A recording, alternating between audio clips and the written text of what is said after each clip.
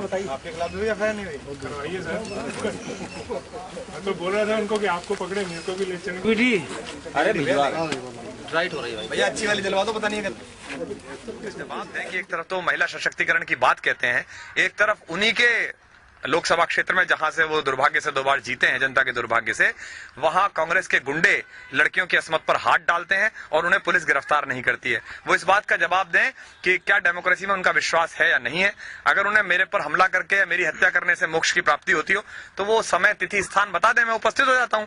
ऐसे लोगों को इस्तेमाल क्यों करना चाह रहे हैं गुंडों को छोड़कर? आज क्या हुआ? आज पूरी घटना बताइए। आज जब मैं गया हुआ था, जो मैंने परमिशन ली थी, जिस पर मेरे पास पूरी परमिशन मैंने ले रखी थी, 3 वाहन जो मुझे परमिट किए गए थे वो मेरे पास थे। और जब मैं सत्थिन पहुंचा था मखदूमपुर से, उसके बाद वहां जो मजार है, उस मजार पर दर्शन करने के लिए जब मैं गया तब भारी पुलिस बल के साथ वहां पुलिस पहुंची और उसने कहा कि आपके पास अनुमति नहीं है। जब मैंने अनुमति उनको दिखाई खोलकर तो उन्होंने कहा ये अनुमति तो ठीक है, रिसीव है, लेकिन थाने में भी होनी चाहिए थी। फिर थाने से आप लीजिए, तो फिर अमीन से मांगेंगे, फिर पटवारी से मांगेंगे। एक लोकतांत्रिक दल के एक लोकतांत्रिक उम्मीदवार को अपना प्रचार करने की अनुमति मिले चुनाव आयोग के निर्देशों के अंतर्गत, ये जिम्मेदारी प्रशासन की है, मेरी नहीं है।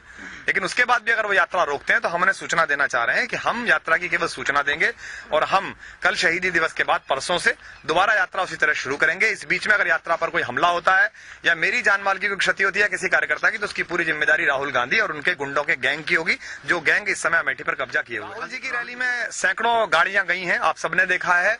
AM 32 लिखी हुई, अमेठी से लिखी हुई, सैकड़ों बुलेरो गई हैं, नई बुलेरो गई हैं।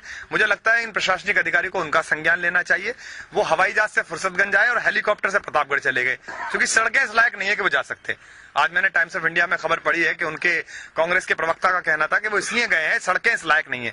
ये कहते हुए ना उस प्रवक्ता को शर्म आई, ना राहुल गांधी जी को आसमान में उड़ते हुए शर्म आई। और प्रशासन का कहना यह है कि आप जहां उतरते हैं वहां आपके चारों तरफ कुछ लोग आके इकट्ठे होते हैं आपसे बात करने के लिए, इससे धारा 144 टूटती है। तो ये तो राहुल गांधी जी के लिए शोक का विषय है कि वो आते हैं तो लोग भाग जाते हैं, मैं आता हूं तो लोग इकट्ठे हो जाते हैं। आज आपके खिलाफ मुकदमा भी दर्ज हुआ बजासुर थाने में इसी मामले को लेकर। जब से मैं आया हूं तब से 73 मुकदमे दर्ज हो चुके हैं। तो ऐसा लगता है कि अमेठी में जितनी अराजकता है, जो सड़कें टूटी हुई हैं, जो रोजगार नहीं है, जो फैक्ट्रियां बंद हो गई हैं, सम्राट साइकिल की जो जमीन हड़प ली गई है, जो गुंडे इनके घूम रहे हैं, वो सब मेरी वजह से हैं। और यहाँ जो परम एकदम स्वर्ग जैसा वातावरण बना हुआ है, बढ़िया फ्लाईओवर है, बढ़िया मॉल है, अच्छे अच्छे इंजीनियरिंग कॉलेज है, शब्द राहुल गांधी बनवा गए हैं।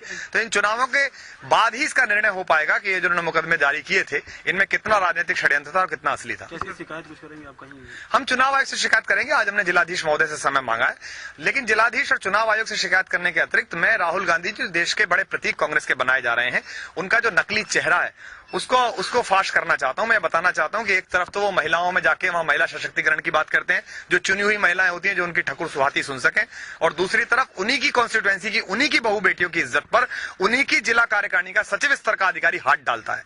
उन सचिव का नाम है, उसके नाम ही रिपोर्ट की गई है और रिपोर्ट भी एक महिला वकील की उपस्थिति में की गई है। लेकिन आज जब मैंने पुलिस से संबंध में पूछा तो उन्होंने कहा उस पर कार्रवाई चल रही है। अब ये बताएं कि कमला और फातिमा, एक लक्ष्मी और एक दूसरे धर्म के बड़ा नाम, ये सड़क पर निकले या ना निकले, ये टोपी का प्रचार करें या ना करें, या राहुल गांधी के गुंडे खुलेआम इसी तरह असमत पर हाथ डालते रहेंगे, यह अमेठी के सामने भी सवाल है और देश के सामने भी सवाल है।